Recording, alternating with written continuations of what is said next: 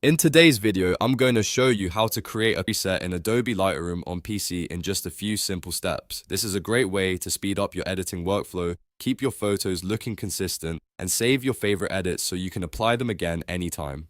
If this tutorial helps you out, make sure to hit the like button and subscribe for more quick Lightroom tips and editing guides. Alright, let's jump right in. First, open Adobe Lightroom on your computer and edit the photo you want to turn into a preset. You can make all your usual adjustments here, such as exposure, contrast, shadows, highlights, color, and any other edits you want included. The key is to get the image looking exactly the way you want before you save it, because those settings are what your preset will store.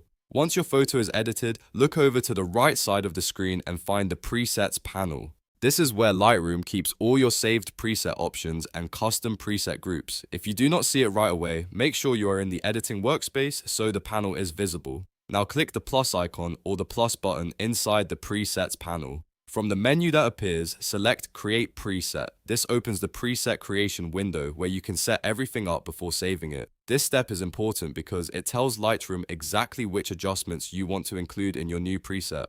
Next, give your preset a name that makes sense so you can find it easily later. You can name it based on the style, the photo type, or the look you created. After that, choose the settings you want to save, such as light, color, effects, detail, or any other adjustment categories you changed. If you only want certain edits saved, uncheck the ones you do not want included. Take a moment to review your selections carefully. This helps make sure your preset works the way you expect when you apply it to future photos. Once everything looks right, click Save. And that's it. Your custom Lightroom preset is now saved on your PC and ready to use anytime. You can apply it to new images with just one click and keep your editing style consistent across all your photos. If this video helped, please like this video and subscribe for more Lightroom tutorials, editing tips, and easy step-by-step guides.